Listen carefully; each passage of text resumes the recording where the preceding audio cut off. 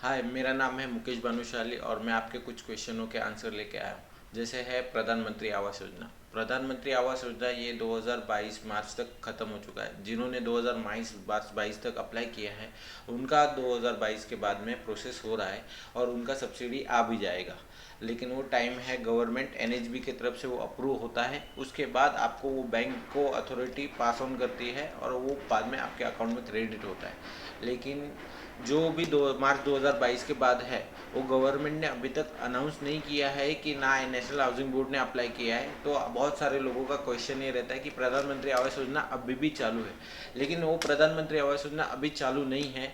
वो प्रधानमंत्री आवास योजना अभी गवर्नमेंट है ना अर्बन एरियाज में दे रही है और सम प्रोजेक्ट्स हैं जो वो म्हाडा के अंतर्गत लॉन्च करती हैं और वो प्रोजेक्ट के हिसाब से आपको वो प्रोजेक्ट पर्टिकुलर प्रोजेक्ट में आपको प्रधानमंत्री आवास योजना का बेनिफिट मिल जाता है और आपका मतलब जो साइज रहता है लोन मतलब प्रॉपर्टी का जो अमाउंट रहता है वो कम होकर उसमें 2,67,000 का सब्सिडी मिल जाता है। लेकिन ये सारे प्रोजेक्ट है ना थोड़ा आउटर साइड में मिलते हैं, जैसे अपना लोकेशन हो गया बदलापुर, नेरल, भिवंडी साइड। और ये लोकेशन में आपको मतलब खोनी लोकेशन मतलब जो है एमएमआर रीजन में आपको मिलेंगे। और अभी बहुत सारा सवाल है, जैसे रेट ऑफ इंटरेस्ट, जब अपना रेट ऑफ इंटरेस्ट बढ़ते जा रहा हुआ है तो अपना रेट ऑफ इंटरेस्ट कैसे कम कराएं। या तो आपका ऑप्शन है, अगर आप किसी एनबीएफसी से ले रहे हो, आपका रेट ऑफ इंटरेस्ट काफ़ी ज़्यादा बढ़ गया है तो आप अपना होम लोन स्विच कर सकते हो कोई भी नेशनलाइज बैंक या तो प्राइवेट सेक्टर बैंक, जो बैंकिंग रेपो रेट के ऊपर आपका रेट ऑफ इंटरेस्ट चलता रहेगा। जो बैंक रेपो रेट पे लेंडिंग करता रहेगा, जैसे हो गया आईसीसी बैंक, एक्सिस बैंक, ये सारी बैंकें अपने आपको रेपो रेट पे जो आरबीआई का बेस रेट है उसके ऊपर आपको फंडिंग करती हैं। इस बैंकों में आप अपना लोन ट्रांसफ़र कर सकते हो, एसबीआई वगैरह में आप अपना लोन ट्रांसफ़र कर सकते हो। और अगर चाहिए तो रेट ऑफ इंटरेस्ट, अगर और एक ऑप्शन होता है जहां पर आप बैंकों में जाके अपना रेट ऑफ इंटरेस्ट खुद एक मिनिमम अमाउंट पे करके आप अपना रेट ऑफ इंटरेस्ट कम कर सकते हो। जिसमें क्या होता है, बैंक आपका जो अभी करंट रेट चालू है उसमें से 50-10%, 50 पैसा 10 पैसा जो भी बैंक कर सकती है वो कम कर सकती है। उसके लिए आपको 1,100 रुपये से लेके 5-5,500 रुपये तक का चार्जेस भरना पड़ता है और आपका रेट ऑफ इंटरेस्ट कम हो जाता है। तो रेट ऑफ इंटरेस्ट कम होता है तब आपको दो ऑप्शन मिल जाते हैं, अदर आप अपना टेन्योर रिड्यूस करो या तो आप अपना ईएमआई रिड्यूस करो।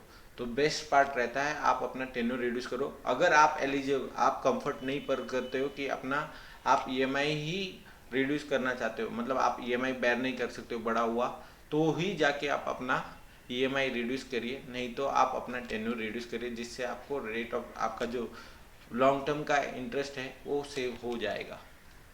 आप और हम बात कर रहे थे रेट ऑफ इंटरेस्ट के बारे में। रेट ऑफ इंटरेस्ट आपका किस बेसिस पे ज़्यादा होता है कम होता है ये आपके प्रोफाइल पे डिपेंड करता है। अगर आप सैलराइड पर्सन हो और आपको फॉर्म 16 वगैरह कंपनी प्रोवाइड नहीं करती, या तो आपका कैश सैलरी आ रहा है तो आपका रेट ऑफ इंटरेस्ट बढ़ जाता है, या तो आप सेल्फ एम्प्लॉयड हो और आपका बिजनेस विंटेज नहीं है तो वो आपका रेट ऑफ इंटरेस्ट बढ़ा देता है। जिससे क्या होता है, आपका टेन्योर लोन अमाउंट और इंटरेस्ट कंपोनेंट ज़्यादा जाता है।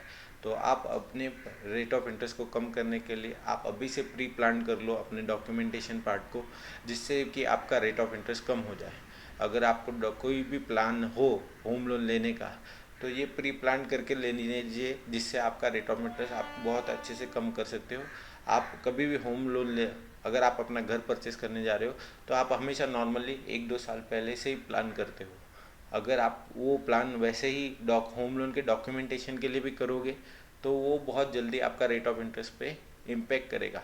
तो आप अपने डॉक्यूमेंटेशन अभी से प्रिपेयर करना चालू कीजिए, जिससे आपका होम लोन का इंटरेस्ट कम हो जाए।